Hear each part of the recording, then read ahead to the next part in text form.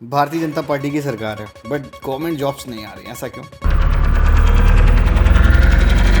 राणा सांगा पर जो बयान अभी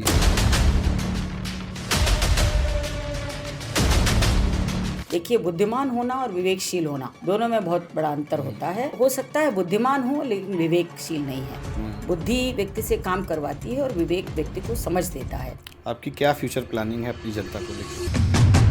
ये एक्सेप्शनल एग्जाम्पल हो सकते हैं। अगर थोड़ा सा प्रैक्टिकल बात करें तो बहुत सारे एग्जाम्स हुए हैं, बहुत सारे लीक हुए हैं। एक चुनाव लड़ने के लिए कितना पैसा चाहिए होता है? वक्त बोर्ड का जो भी ट्रेंड चल रहा है, क्या बदलाव आए हैं? हेलो दोस्तों, मैं आप सभी का बहुत स्वागत करता हूं अपने चैनल स्पॉटलाइट विद निखिल में। आज की जो हमारी गेस्ट हैं, जो मेहमान हैं, अर्चना पांडे जी हैं। एक्स मिनिस्टर भी रही हैं और 2 दफ़ा की विधायक हैं। पिताजी का एक लंबा अरसा राजनीति में रहा है। तो मैम, आपका स्वागत है हमारे इस पॉडकास्ट की सीरीज़ में। और आज आपसे काफ़ी पॉलिटिकल वार्तालाप होगी कि आप पॉलिटिक्स में क्यों आई, और अगर आ गई हैं तो अब कर क्या रही हैं, क्या फ्यूचर प्लानिंग है। छिबरामऊ की जनता के लिए एक बहुत लंबा अरसा आपके परिवार में रहा है, मतलब पॉलिटिक्स के तौर पे। तो पहला प्रश्न ये बनता है कि आप पॉलिटिक्स में कैसे आई? देखिए, पॉलिटिक्स में मुझे लगता है कि कोई आता नहीं है। कभी कभी ऐसी देशकाल परिस्थितियां बनती हैं कि जिनके कारण जिस समय से मैं काम कर रही हूँ उस समय की शायद यही परिस्थितियां थी। जी। मैं 7 वर्ष की थी जब मेरे पिताजी ने पहला चुनाव लड़ा था। उसके बाद घर का वातावरण वही, मेरे घर का पूरे टाइम वही राजनीति, वही बातें। और उस समय भारतीय जनसंघ हुआ करती थी। हाँ जी। तो जनसंघ के कार्यकाल से मेरे पिताजी एक एक व्यक्ति को मेंबर बनाना और किस तरह से काम करना। और मैं इकलौती बेटी हूँ, मेरे कोई भाई बहन नहीं है। तो घर में मेरे मित्र, मेरे भाई, मेरे बहन, मेरे पिता, मेरे गुरु, सबकी भूमिका में मेरे पिताजी ही थे। तो स्वाभाविक है, मैं पूरे टाइम जब उनके साथ रहती थी तो उन्हीं के रंग में रच बस गई। और कब मुझे नहीं पता, कब मेरा वो शौक़ बना और कब उसके बाद मेरा जुनून बना और कब मेरा वो कर्तव्य बन गया, ये मैं नहीं समझ पाई। लेकिन मैं काम करने लगी और आज वही काम करते करते यहाँ पर खड़ी हूँ। इकलौती और दूसरी बेटी, तो पिताजी ने कभी मना नहीं किया पॉलिटिक्स पे आने के लिए? कभी नहीं, कभी नहीं। मेरे पिताजी बचपन से मुझे बहुत बहुत मुझे प्रोत्साहित करते थे। उसके बाद आपातकालीन स्थिति जब लगी 75 में, तो मेरे पिताजी 19 महीने तक जेल में थे। और उस समय भी वो विधायक थे। तो परिस्थितियां बहुत ख़राब थीं देश की। कोई भी किसी से बात करने को तैयार नहीं था। मुझे लगता है कि मैं अकेली थी जो अपने संघर्ष को उस समय पर जी रही थी। मैं उस समय इंटरमीडिएट की छात्रा थी। अकेले पूरे टाइम जेल के दरवाजे पर, फतेहगढ़ जेल, सेंट्रल जेल में मेरे पिताजी थे। उनके साथ तमाम बड़े बड़े नेता लोग और थे। आज के जो हमारे कृषि मंत्री हैं सूर्य प्रताप शाही जी, उनके पिताजी रविंद्र किशोर शाही जी भी वहीं पापा के साथ जेल में थे। तमाम नेता लोग आते थे, फिर उनसे मिलना, उनका मुकदमा लड़ना, उनके लिए कचहरी में चक्कर लगाना। और ये सब करते करते करते करते कब वो संघर्ष फिर मेरी ज़रूरत बन गया। तो उसी के नाते फिर मुझे राजनीति में आना पड़ा। और जहाँ तक आपने पिताजी के बारे में पूछा है, मुझे लगता है पिताजी ने हमेशा मुझ में कभी बेटी नहीं देखी, हमेशा अपना बेटा देखा। और वो हमेशा कहते थे कि कौन कहता है कि मेरे बेटा नहीं है, मेरी बेटी 10 बेटों पर भारी है और आगे चलकर वो बेटे की तरह ही सारी जिम्मेदारियों का निर्वहन करेगी। तो पिताजी ने आपको खूब ट्रेनिंग दी है। जी जी, इसमें कोई पहली मतलब इन जनरली जैसे बच्चे घर में छोटे होते हैं, 10वीं क्लास में होते हैं, 12वीं में होते हैं, जो एक ग्रोइंग एज होती है, तो उस समय से एक इंटरेस्ट डेवलप होना स्टार्ट होता है। हाँ। तो आम तौर पे मतलब अगर कोई होता है तो उसका इच्छा ये होता है कि भाई हमको डॉक्टर बनना है, इंजीनियर बनना है। तो आपके मन में ऐसी क्या इच्छा थी? देखिए, जिस समय पर आपकी उम्र कम होती है उस समय कई बार आपके संकल्प इधर उधर बदलते रहते हैं, चेंज होते हैं। जब मैं मेरे यहाँ छिबरामऊ में उस समय अंग्रेज़ी साहित्य अंग्रेज़ी थी ही नहीं, अंग्रेज़ी विषय नहीं था ग्रेजुएशन में। और जब मैंने इंटरमीडिएट पास किया तो पिताजी जेल में थे। तो उनकी इच्छा थी कि पिताजी ने भी अंग्रेज़ी साहित्य से एमए किया था और वो इंग्लिश के लेक्चरर थे इंटर कॉलेज में। तो उनकी इच्छा थी कि मैं अंग्रेज़ी से एमए करूं। तो उन्होंने फिर वहीं से जेल से मेरा एडमिशन इलाहाबाद विश्वविद्यालय में कराया और मैं वहाँ पढ़ने गई। जब मैं पढ़ के आई तो उस समय नौकरी बड़ी सरल थी, बहुत सरल थी। तो मैंने कहा पापा से कि पापा मैं भी चाहती हूँ कि मैं कहीं लेक्चरर बनूँ। तो उन्होंने हंस कर टाला। उन्होंने कहा कि नहीं, तुम्हें लेक्चरर बनना नहीं है, तुम्हें बहुत लोगों को कुछ बनाना है, ऐसा अपने मन में हमेशा विश्वास रख के काम करो। तो ये बचपन से उन्होंने मेरे दिमाग में कर दिया था, पहले से फिट कर कि रखा तुम था। कुछ और करोगी, ये नहीं, ऐसा उनका। पॉलिटिक्स के लिए प्रेरित करते जी थे। जी बिल्कुल बिल्कुल। तो पहली बार इलेक्शन 2012 में लड़े, जी 12 वाला हार गए। जी तो 12 में ऐसी क्या परिस्थितियां बनी थी, बिकॉज उससे उस सीट से पहले पिताजी भी लड़ते रहे, जी। तो वो हमें मतलब जीतते रहे। देखिए पिताजी जब लड़ते थे, मुझे लगता है 2002 में पिताजी जब चुनाव लड़ रहे थे, जी।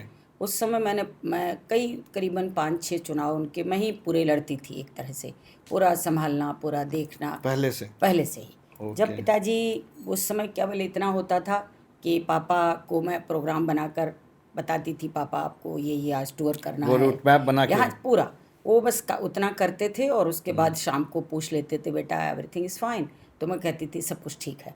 बाकी मैं ही पूरा चुनाव देखती थी। लेकिन तब तक मैंने कभी ये नहीं सोचा था कि मैं लड़ूंगी। लेकिन 24 जून 2008 की रात को अचानक मेरे पिताजी को हार्ट अटैक आया। और उस समय कानपुर में एक लाल कृष्ण अडवाणी जी की एक रैली होने वाली थी और मेरे पिताजी उसकी तैयारी कर रहे थे, रैली की।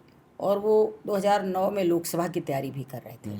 तो उसके चलते वो रसूलाबाद आए, उन्होंने पूरे दिन काम किया और काम करने के बाद रात को अचानक रात में 2 बजे उनको हार्ट अटैक आया और वो इस दुनिया से चले गए। तो वो मेरे लिए कैसे लगा कि जैसे बहुत बड़े वटवृक्ष के नीचे कोई बैठा हो और अचानक वो पेड़ धड़धड़ा के गिर पड़े। तो मैं एकदम एक जंगल में खड़ी हो गई। उस रात से ही मुझे लगा कि अब मुझे अकेले संभालना है। फिर मैंने चीज़ें तय की। 2008 से लेके 2007 में पापा चुनाव लूज़ कर रहे थे। 2008 से लेके मैं 12 तक मैंने 4 साल संघर्ष किया। 12 में पार्टी ने मुझे टिकट दिया। इसको कहने में मुझे कोई गुरेज नहीं कि पार्टी ने हमेशा मुझे बहुत स्नेह दिया। इवन कुछ बड़े नेता लोग कहते भी थे कि ये केवल त्रिपाठी जी की बेटी नहीं है, ये भारतीय जनता पार्टी की बेटी है। ये स्नेह भी मुझे इस पार्टी में मिला है। तो मुझे कभी कहीं टिकट मांगने नहीं जाना पड़ा, टिकट का संघर्ष मुझे कहीं नहीं झेलना पड़ा। पार्टी के लोगों ने मुझ पर स्नेह किया, मुझे टिकट दी। 12 में चुनाव में बहुत, उस समय समाजवादी पार्टी की लहर थी। उस लहर में बड़े बड़े नेता हमारे हार गए थे और मैं भी 8000 वोट से चुनाव हार गई थी। 2012 से 17 वाला। 2012 से 17 वाला। 17 से 22 और 22 से अभी भारतीय जनता पार्टी की सरकार है। जी जी जी। अभी जैसे आप सत्ता में हैं और जब सत्ता में नहीं थे, तो दोनों में अंतर क्या है? मैं तो जब से हूँ तब से सत्ता में ही हूँ, लेकिन मैंने बिना सत्ता के राजनीति देखी है। और भारतीय जनता पार्टी ने जितना संघर्ष किया है, मुझे लगता है कि शायद वो कोई भी राजनीतिक दल उतना संघर्ष नहीं कर सकता है। भारतीय जनता पार्टी ने बहुत उतार चढ़ाव देखे हैं। हमने वो भी दिन देखे कि जब हमारे नेता लोग किस तरह से जेल में बंद होते थे।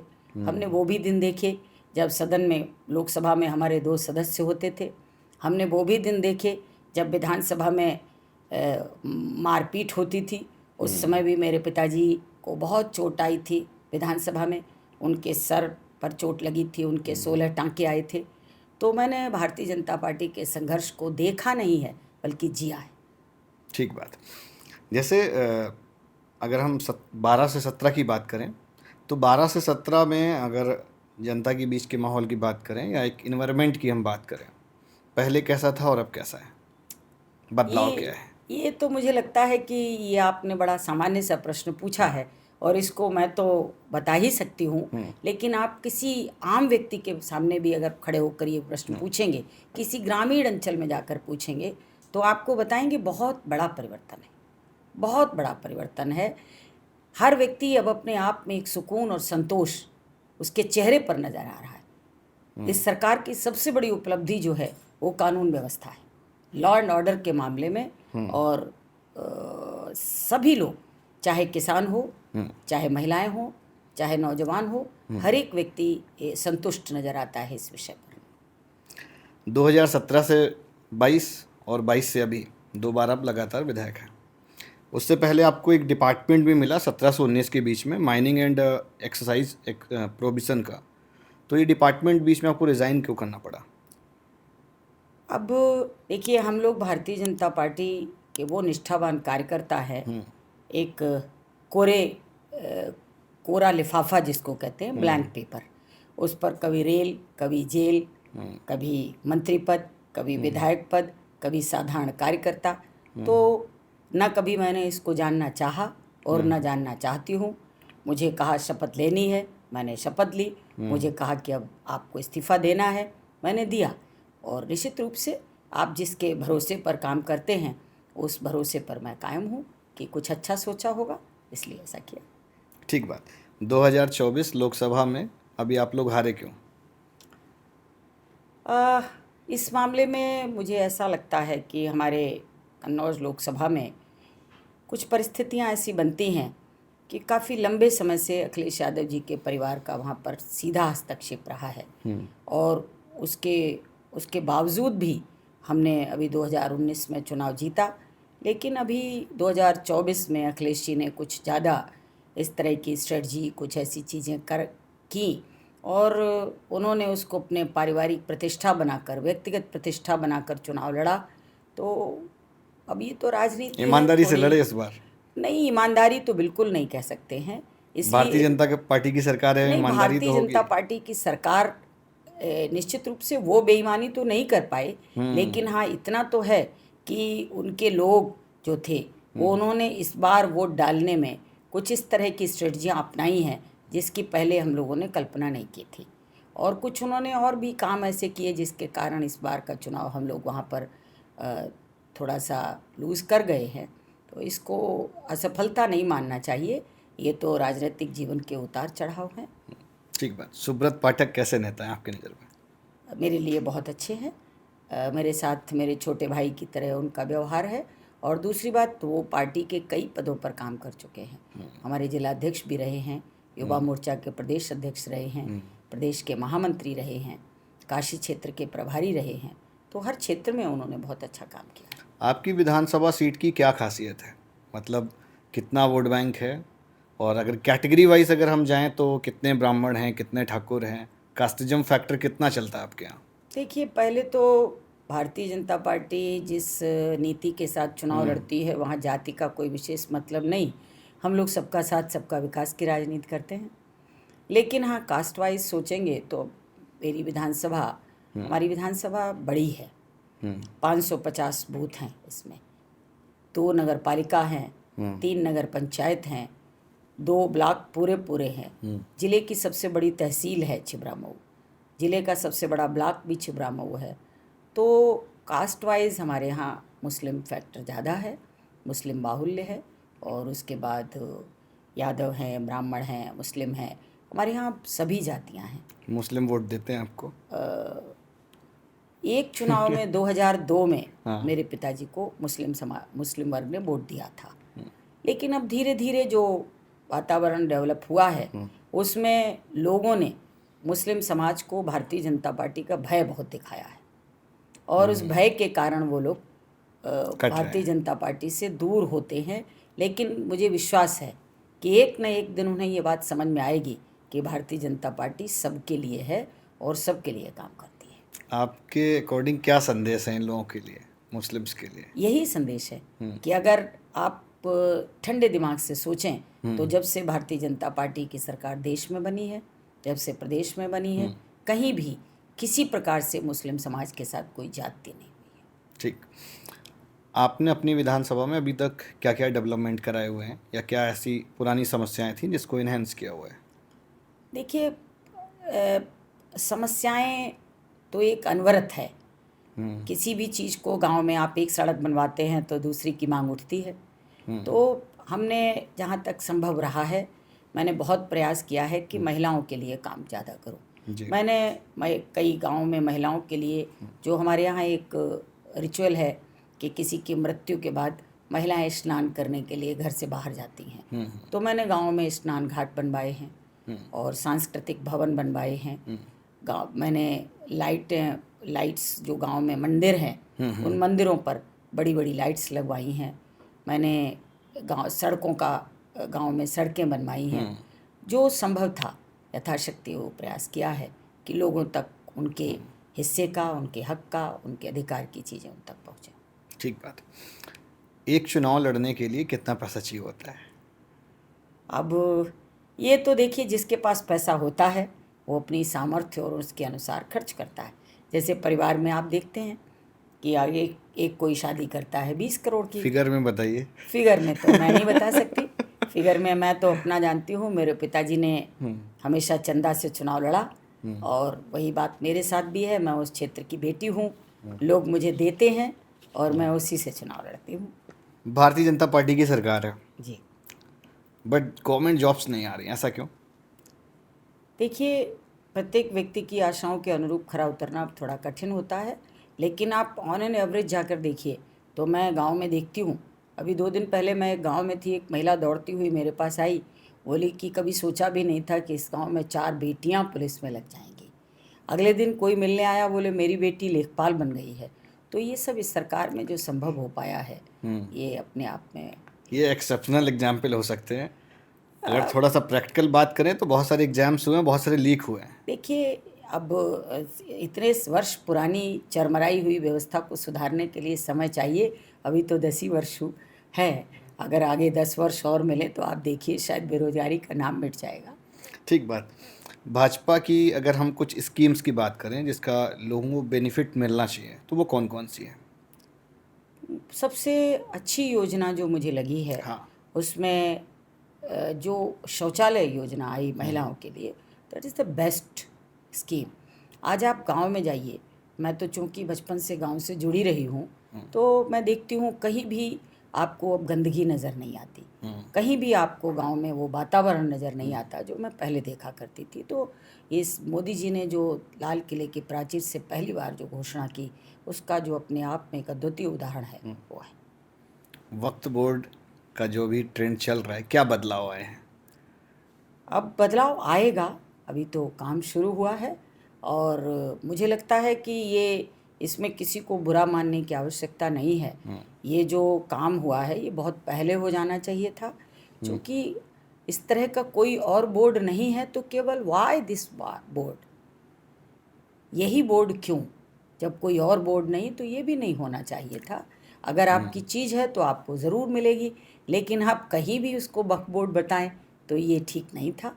और इससे मुझे लगता है कि केवल हम लोग नहीं, और उनके लोग भी कहीं ना कहीं इससे पीड़ित थे। आज उन्होंने भी संतोष की सांस ली है। बहुत लोग ये भी कह रहे हैं कि 2 बार से लगातार मोदी जी की पूर्ण बहुमत की सरकार थी, तब उन्होंने इस बिल को पास नहीं किया। अब काफ़ी सारे संगठन के मिलजुल के है, जिसमें से 3-4 लोग और हैं, तो उनको बलि का बकरा बनाया गया है।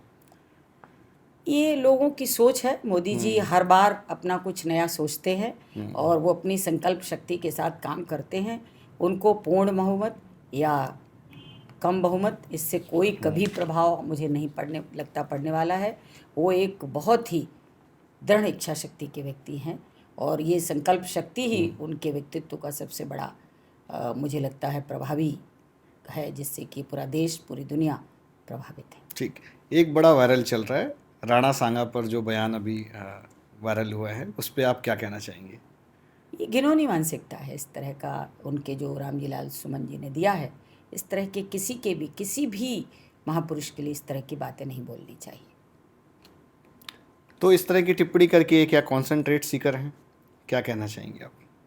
मुझे लगता है कुछ लोग सोच समझ के न बोलने के कारण, देखिए, बुद्धिमान होना और विवेकशील होना दोनों में बहुत बड़ा अंतर होता है।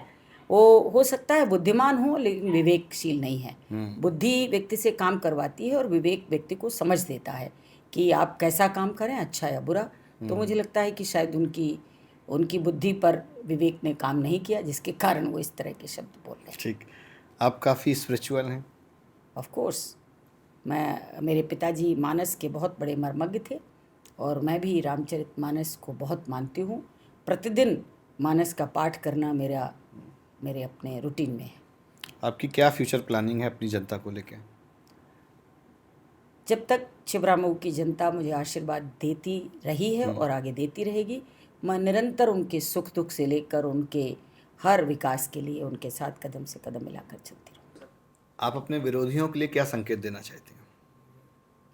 विरोधियों के लिए केवल एक ही संकेत है कि मैं अभी जिंदा हूँ। इतना टेरर काफ़ी है? Of course. डरा के रखती हैं आप? नहीं, डरा के नहीं रखती हूँ, काम करती हूँ, इसलिए पूरे अपने ऊपर कॉन्फिडेंस रखती हूँ कि मैं अपने लोगों के लिए काम करती हूँ, जनता के लिए काम करती हूँ और सचेत रहती हूँ। तो निश्चित रूप से मुझसे लड़ना कठिन है। आपको डर नहीं लगता? कभी नहीं। तो आपने अपनी विधानसभा क्षेत्र में क्या क्या काम करा है? देखिए, काम की मैंने पहले भी बताया आपको, काम की कोई सीमा नहीं होती है। वैसे बड़े बड़े कामों में मेरे यहाँ कोई मैटरनिटी विंग नहीं थी जी। लेडीज़ के लिए। तो माननीय मुख्यमंत्री जी मेरे यहाँ मेरे पिताजी की पुण्यतिथि पर आए थे, तो उन्होंने घोषणा की थी 50 बेड का मैटरनिटी विंग बना और ऑलमोस्ट शुरू हो गया है। अभी बस उसका ऑफिशियली उद्घाटन होना है। तो वो एक बहुत बड़ी उपलब्धि मेरी विधानसभा के लिए हुई। हमारे यहाँ छिबरामऊ के अंदर रोडवेज बस स्टॉप बहुत जीर्ण शीर्ण हो गया था। गुरसाहिबगंज एक बड़ी नगर पालिका है, वहाँ का भी रोडवेज बस स्टॉप ऐसे ही पड़ा था, तो वो भी बनवाया है। पॉलिटेक्निक हमारे यहाँ एक कॉलेज बना है, उसमें भी एक हमारे यहाँ खेलो इंडिया से बहुत बड़ा स्टेडियम बना है। अभी एक मूक बधिर विद्यालय भी बनकर तैयार हो गया है। एक और समाज कल्याण विभाग से हमारे यहाँ अनुसूचित जाति के बच्चों के लिए एक विद्यालय बनकर तैयार हो रहा है। तो काफ़ी बड़े बड़े काम हमारी विधानसभा में हुए। ठीक बात। पिताजी का एक बहुत लंबा अरसा रहा जी। तो बहुत सारे लोग आप में भी पिताजी को देखते होंगे, उनकी छाया। तो बहुत बार ऐसा हुआ है कि जिन लोगों ने पिताजी के साथ काम किया हुआ है उन्होंने डांट लगाई हो? बहुत बार डांट लगाई और गुस्सा भी हो जाते हैं वो लोग। फिर मैं उनके घर जाती हूँ। मतलब नाराज चाचा को मनाया? हाँ, आपने? नाराज चाचा, या मेरे यहाँ की भाषा में दउआ बोलते हैं, दउआ। चाचा दउआ को मनाने जाती हूँ। और उनसे ज़्यादा फिर मेरी ट्रिक काम करती है घर में अंदर जाके चाची और बड़ी अम्मा को मनाने की। और बड़ी अम्मा जिस समय गुस्सा होती है कि क्या है बिना मतलब की बेटी पे गुस्सा करते रहते हो, उसका साथ करो, उसके साथ जाओ, काम देखो। और मुझे लगता है वही मेरी सबसे बड़ी उपलब्धि होती है। तो वहीं से काम हो जाता है। जिस समय वो मेरे सिर पर हाथ फिरा के और मेरे हाथ में एक 500 का नोट दे के कहती तुम काम करो और इससे खूब दही, खूब दूध खाओ, खूब घी खाओ और खूब मजबूत रहो, तो मुझे लगता है कि ये मेरे जीवन का सबसे बड़ा आशीर्वाद है हम लोगों का। ठीक बात। पहले की पॉलिटिक्स में और आपकी पॉलिटिक्स में एक डिफरेंस आ गया। पहले मतलब सोशल मीडिया की पॉलिटिक्स नहीं हुआ करती थी। आज के टाइम पे सब बहुत कुछ सोशल मीडिया से शुरू हो जाता है। जी जी जी जी। तो आप सोशल मीडिया में एक्टिव रहती हैं? कोशिश करती हूँ समय के साथ चलूँ, और सोशल मीडिया का ज़माना आ गया है। अब मुझे लगता है जो दिखता है वो बिकता है। तो पहले ये सब चीज़ें नहीं थी, लेकिन इससे में कुछ चीज़ों में डर भी रहता है। पहले हम लोग कभी भी किसी को कुछ बोल लेते थे तो उस समय पर इतना भय नहीं लगता था। अब हर समय चौकन्ना रहना पड़ता है कि कहीं कोई ऐसी बात किसी के सामने ना निकल जाए जो बाद में उसका स्कैंडल बने। तो हर पहलू पर एक बात होती है कि कुछ उसके फ़ायदे होते हैं तो कुछ नुकसान होते हैं। पहले डरा दिया करते थे? पहले डरा तो नहीं देते थे, लेकिन हाँ पहले बोल तो सकते थे कम से कम। अब हर जगह बोलने से पहले कई बार सोचना पड़ता है कि कहीं ऐसा ना हो, कहीं कोई दिक्कत आ जाए। और वैसे कुछ तरह से ठीक भी हुआ कि एक सीमाओं में बंध कर बात करने का एक अंतर आया है, और ये ठीक है। तो जनता की अगर हम बात करें तो जनता में ये ऑनलाइन सोशल मीडिया ट्रोल का इम्पैक्ट पड़ता है? एक निश्चित एक तबका है, कुछ बच्चे हैं, कुछ यंगस्टर्स हैं, कुछ महिलाएं भी हैं जो सोशल मीडिया पर बहुत एक्टिव रहते हैं। आज के टाइम पे हर जगह मैंने आपके यहाँ के भी बच्चों को देखा, वो बहुत एक्टिव हैं। गाँव में भी बहुत एक्टिव रहते हैं। और मुझे सबसे बड़ा फ़ायदा जो मिलता है मैं उसमें विश्वास रखती हूँ कि निंदक नियरे राखिए आंगन कुटी छवाए। मैं हमेशा इन लोगों से बोलती हूँ, जैसे और नेताओं में होता है कि किसी ने कुछ नेगेटिव लिखा तो उस पर गुस्सा होंगे, वो करेंगे। मैं जिसने नेगेटिव लिखा होता है, मैं मेरे परिवार के, मेरा बेटा जो लखनऊ में है वो हमेशा मेरी सारे फेसबुक को देख कर जिसने नेगेटिव लिखा होता है उसको तुरंत इनको हमको भेजता है कि तमम्मा इनको बुलाकर बात करिए, व्हाट्स द प्रॉब्लम, क्यों इनको ऐसा मन में आ रहा है, क्या बात है।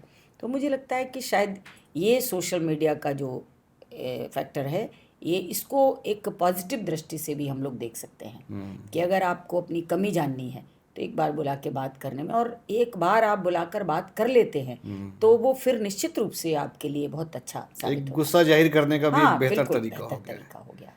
ऑनलाइन थ्रेट्स नहीं मिलते आपको, पोस्ट के माध्यम से लोग धमकाते हैं, थोड़ा बहुत आते हैं, थोड़ा बहुत तो उनको कैसे रिजॉल्व करते हैं?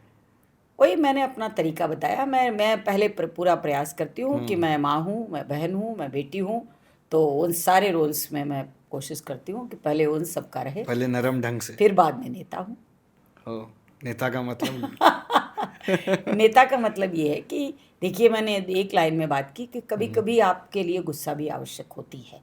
अगर आप नहीं करेंगे तो फिर आपको लोग कभी कभी कायर मानने लगते हैं। अति सहनशीलता कायरता का परिचय होती है, लेकिन सहनशील होना चाहिए, कायरता की हद तक नहीं।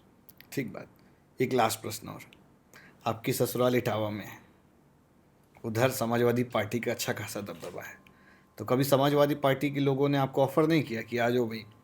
देखिए, जिस समय मेरी शादी हुई थी, मेरी शादी 79 में हुई। आज के हिसाब से अगर हम लोग सोचते हैं तो बहुत अर्ली एज में शादी हुई थी। मैं 19 की शादी के बाद हुई, और उस समय मुलायम सिंह जी सहकारिता मंत्री थे, मेरे पापा जनता पार्टी की सरकार थी और वो सांसद थे। तो बाकायदा वो मेरी शादी में आए, हर कार्यक्रम में मुलायम सिंह जी शामिल हुए, उन्होंने मुझे आशीर्वाद दिया। और मेरे, ये बात सच है कि उस समय वो मेरे परिवार से वहाँ अटैच थे, मेरे फादर इन लॉ से। मैं, हमारे यहाँ आनंद कर सिरदर्द की टैबलेट आती थी बहुत पुरानी, और we are owner of that. तो बहुत बड़ी कंपनी उस समय हुआ करती थी, अब तो चूंकि तमाम मल्टीनेशनल कंपनी आ गई तो वो सब बंद कर दिया हम लोगों ने। तो और आनंद कर वालों से मुलायम सिंह जी का बहुत अच्छा रिश्ता था, लेकिन उन्होंने कभी भी नहीं कहा।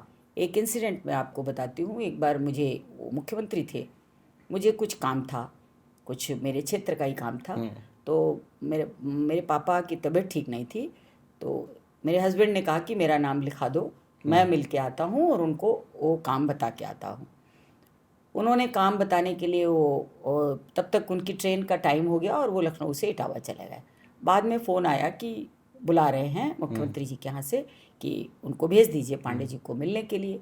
तो मैं थी वहाँ, मैंने कहा उनको बोलो वो तो चले गए हैं, अगर मुख्यमंत्री जी हमसे मिलें तो मैं आ सकती हूँ। तो उन्होंने तुरंत वापस कॉल आई कि आप आ जाइए। मैं मिलने गई, आज भी मुझे याद है।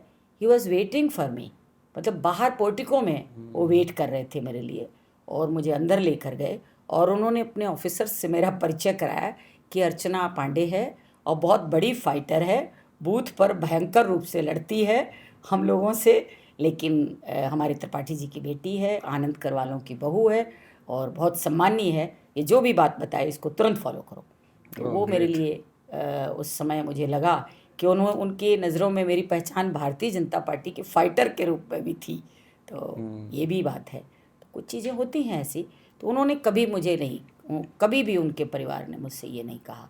मेरे पिताजी जब इस दुनिया से गए, स्वर्गीय मुलायम सिंह जी का खुद फ़ोन आया, अखिलेश जी आए और उन्होंने मेरे पिताजी को श्रद्धांजलि दी, लेकिन उनको मालूम था कि हमारी उनकी विचारधारा अलग है और हम लोग बहुत पारिवारिक संबंध रहे बट पॉलिटिकल नहीं है। पॉलिटिकल कभी नहीं हो सकते थे, हम लोग बिल्कुल कट्टर भाजपाई हैं। क्या बात है।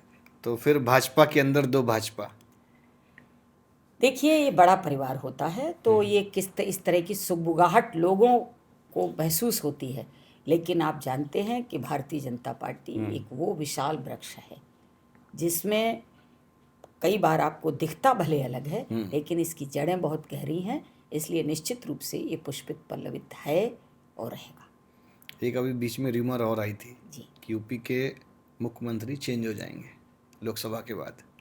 देखिए, अब अफवाहें क्या कहती हैं ये मुझे नहीं लगता, लेकिन जहाँ तक मैं समझ पा रही हूँ, हमारे उत्तर प्रदेश के मुख्यमंत्री जी ने काम के मामले में एक बहुत बड़ी रेखा खींच दी है, और वो रेखा मुझे लगता है अभी हाल फिलहाल कोई पार करने की स्थिति में है नहीं।